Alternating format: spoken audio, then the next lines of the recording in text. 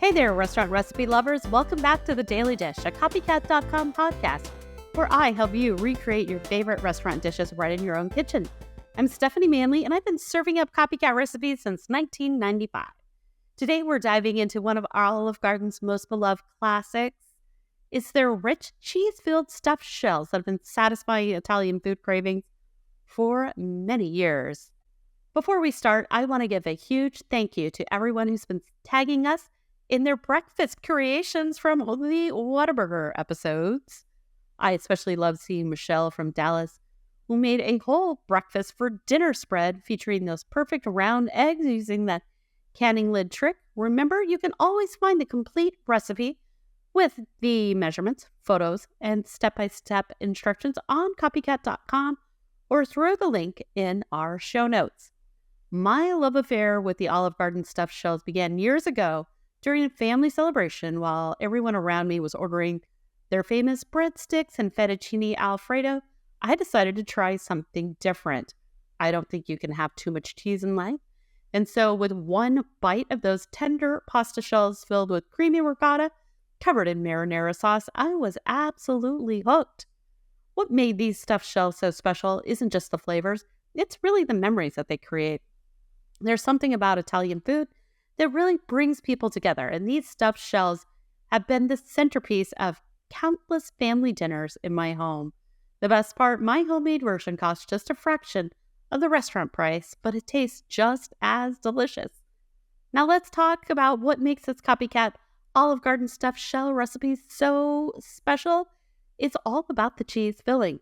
The Olive Garden uses a blend of rich whole milk ricotta, mozzarella cheese, and Parmesan cheeses, along with that perfect balance of Italian herbs and seasonings.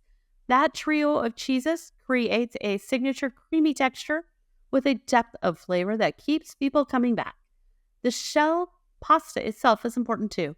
You want to cook those jumbo shells until they are al dente, which means they're tender, but they still have a bit of firmness when you bite into them. This is crucial because they'll continue cooking a bit in the oven. If you overcook them initially, they will end up mushy in the final dish, and nobody wants mushy pasta.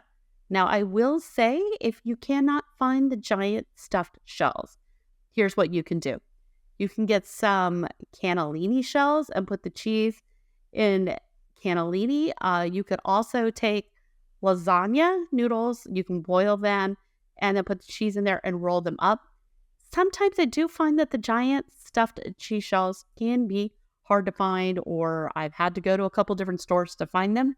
The shape of the pasta isn't crucial here. It's really the cheese filling. So whatever you need to do to stick a lot of cheese in a pasta shell, do that because this recipe is so good. One listener recently asked me if she could make these ahead of time. The answer is absolutely yes. In fact, this is one of those dishes that is perfect for meal prep.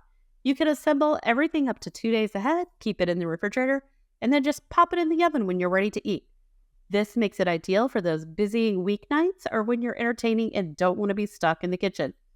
The marinara sauce is an important component. While the Olive Garden makes theirs in-house, you have options at home. You can certainly make your own marinara from scratch. If you have time, there's a great recipe on the blog. But honestly, a good quality store-bought marinara sauce also works wonderfully. I recommend looking for one with simple, clean ingredients with no added sugar for the most authentic flavor. And let me share a money-saving tip that's been a game changer for my listeners. Cheese can be expensive, especially if you're feeding a crowd. When ricotta goes on sale, buy extra and freeze it. Most people don't realize that ricotta cheese freezes beautifully. Just make sure to drain off any excess liquid before freezing, and it'll be perfect for those stuffed shells when you are ready to make them. For those of you with dietary restrictions, this recipe is actually quite adaptable. If you're vegetarian, this is already perfect for you. For a gluten-free version, simply use gluten-free jumbo pasta shells. They are more widely available now than ever before.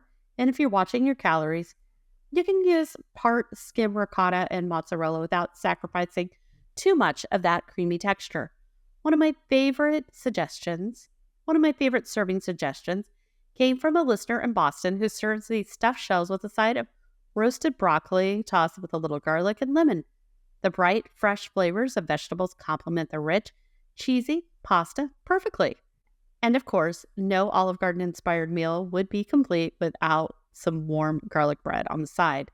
When I make these at home, I like to add my own special touch. A little sprinkle of fresh basil straight from the garden during the summer adds the perfect pop of color and that wonderful aromatic quality that just screams authentic Italian. If you grow herbs at home, this is the perfect way to use them. The beauty of making restaurant favorites at home isn't just about saving money, though that's certainly a nice benefit. It's about creating an experience. Light some candles, pour your favorite glass of Chianti, put on some Italian music, and suddenly your dining room transforms itself into a little piece of Italy. There's no waiting for a table, no driving home afterward, just pure comfort food enjoyed in your coziest clothes. Well, friends, I hope that inspires you to try making the Olive Garden stuffed shells in your own kitchen. They're impressive enough for company, but simple enough for a family dinner, and they'll definitely satisfy those Italian food cravings without the restaurant price tag. As always, you can find the complete recipe with the exact measurements on copycat.com through the link in our show notes. If you make these stuffed shells, please share photos and tag us. I love seeing your culinary creations. And next time, we're switching gears completely. I am going to show you how to make a homemade Snickers bar. It's delicious and even better than the one that you get out in the store. Until next time, I'm Stephanie Manley from copycat.com, helping you bring the restaurant experience at home. Why go out when you can make it at home?